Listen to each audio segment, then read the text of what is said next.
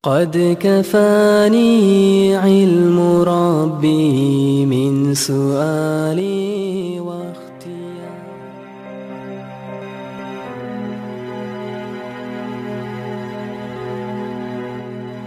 Jauh sebelum kelahiran Nabi Muhammad SAW, masyarakat Arab telah memiliki kebiasaan menyembah berhala. Mereka percaya bahwa Tuhan membutuhkan perantara untuk menyampaikan doa mereka. Maka dibuatlah patung-patung sebagai perantara antara mereka dengan Tuhan. Namun saat itu tidak semua orang Arab mau menyembah berhala. Mereka malah mempertanyakan kebenaran yang diyakini oleh masyarakat di sekelilingnya. Mereka adalah Zaid bin Amr, Waraqah bin Naufal, Utsman bin Al-Huwairis, dan Ubaidullah bin Jahsy. Keempat orang ini dikenal sebagai Al-Hanafiyah atau orang yang mengikuti ajaran yang lurus. Bagi mereka, menyembah berhala sangat tidak bisa diterima dengan akal sehat, karena patung tidak akan bisa memberikan manfaat. Keempat orang ini yakin bahwa ada Tuhan yang telah mengatur alam semesta dan kehidupan manusia. Hanya saja mereka tidak paham bagaimana mengenal Tuhan dan bagaimana caranya beribadah kepadanya. Demi mengetahui hakikat ketuhanan yang sebenarnya, mereka memutuskan untuk pergi ke negeri Syam. Mereka berharap mendapatkan informasi mengenai agama yang lurus. Menurut riwayat yang lain, hanya 3 orang yang berangkat ke Syam, sementara Ubaidullah bin Jahsy tetap berada di Mekah. Kemudian mereka sudah sampai ke negeri Syam. Mereka mempelajari agama yang lurus dari ahli-ahli kitab di sana. Hingga akhirnya sejarah mencatat keempat orang ini memiliki akhir riwayat yang berbeda-beda. Zaid bin Amr memutuskan untuk kembali ke Mekah dan mengikuti ajaran Nabi Ibrahim.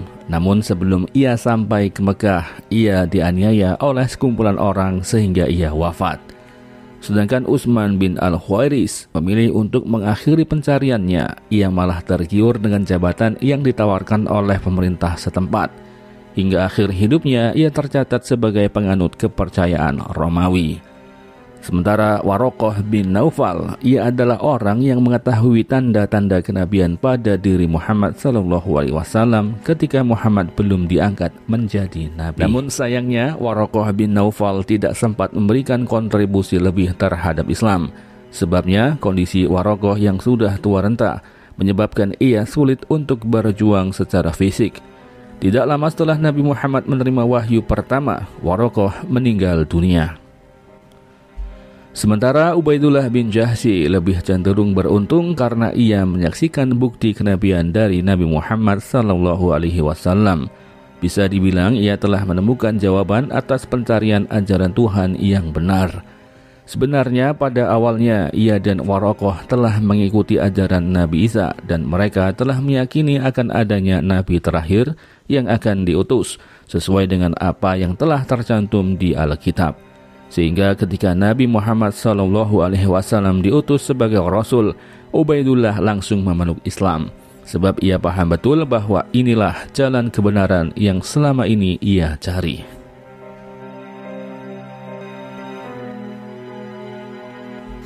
Ubaidullah juga telah mengetahui dari ajaran kitab sebelumnya bahwa dakwah Islam akan mengalami rintangan yang berat.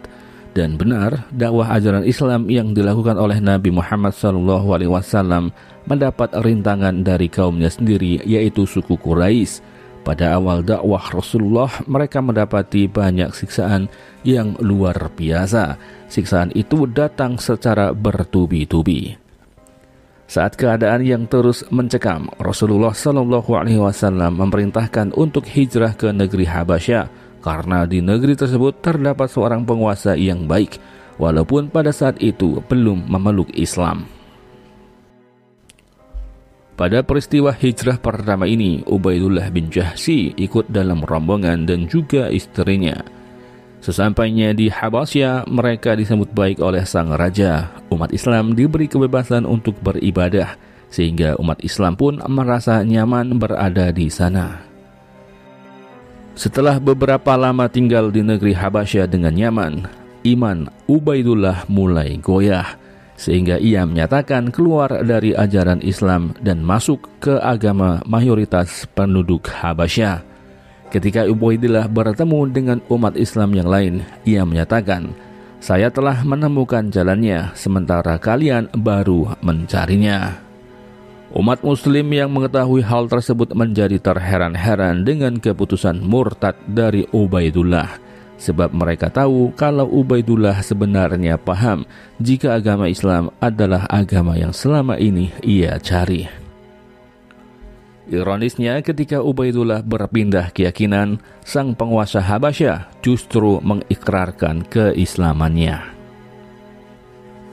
Dari kisah Ubaidullah ini, kita bisa mengambil pelajaran bahwa pentingnya niat yang lurus dalam beribadah, meski godaan dan ancaman akan selalu ada dalam perjalanannya.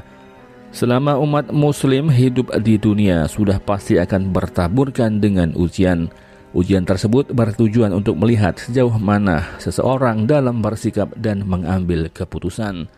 Ubaidullah adalah orang yang bertemu dengan Nabi dan orang yang beriman di zaman Nabi.